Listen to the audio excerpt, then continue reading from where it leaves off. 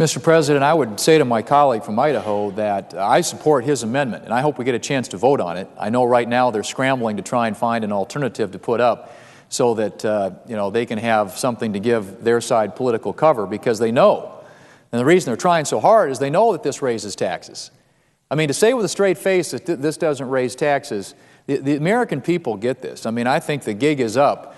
They figured out that there are huge Medicare cuts in this bill, huge tax increases in this bill, and as the senator from Idaho pointed out, when they say that these refundable tax credits are going to go back in the form of premium subsidies and that there aren't that many people who are going to pay, as you pointed out, 73% of the people who will get those premium subsidies are people who don't have an income tax liability already. And so, therefore, it's hard to say that you're going to reduce taxes on somebody who doesn't have an income tax liability.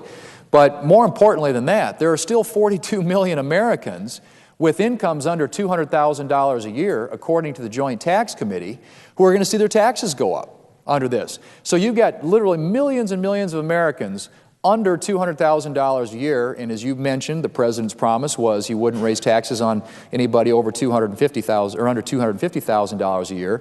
This just flatly contradicts that, flatly violates that pledge.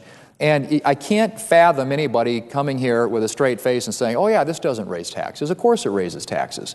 Now, what the senator from Texas and I have decided to do on our amendment, if we ever get a chance to vote on yours, and I hope yours succeeds, and if it does, we'll go back to the committee and figure all this out.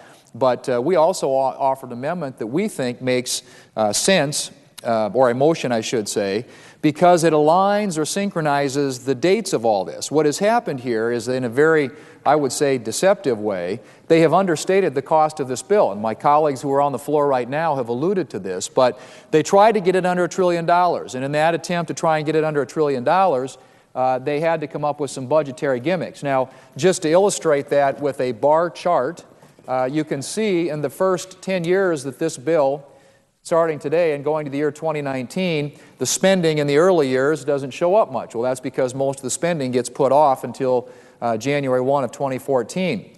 And so if you look at that first 10-year period, the spending under the bill is less than it will be when the bill is fully implemented. When the bill is fully implemented, you look at the years 2014 to 2023, it explodes, the spending in the bill, from about $1 trillion over the first 10 years to $2.5 trillion over the 10 years when it's fully implemented. And the reason they were able to do that is because of this sort of smoke and mirrors way of delaying these tax increases, or I should say enacting the tax increases immediately and delaying the spending.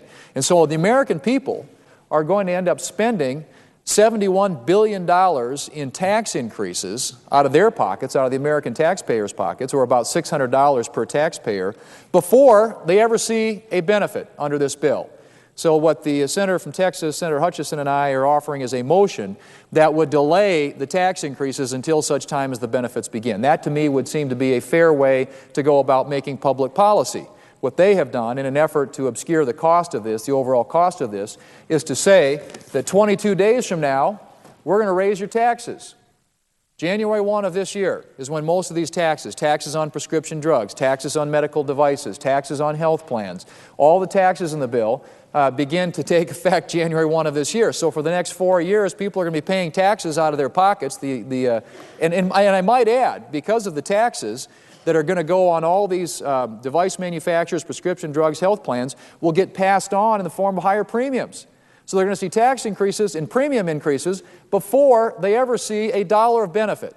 It's 1,483 days until the benefits under this bill kick in. That, Mr. President, is unfair. It's unfair to the American taxpayer, it's unfair to the American people, and it's unfair to, I think, try and obscure and mask the total cost of this bill and say, well, we're only spending $1 trillion on this, when we know full well that when it's fully implemented, the total cost of that is $2.5 trillion. And so I appreciate the discussion that's being held here and pointing out the smoke and mirrors, sort of underhanded way they're trying to shield the cost of this, but also to support the senator from Idaho with his amendment that would recommit this bill and get these tax increases out of here, because the one thing that the small businesses in our economy are saying right now is we want to invest, we want to create jobs, but you can't raise taxes on small businesses when you want them to create jobs, and that's what this bill does. Now, the National Federation of Independent Business, the Chamber of Commerce, National Association of Wholesalers and Distributors, all the major business organizations have come out opposed to this.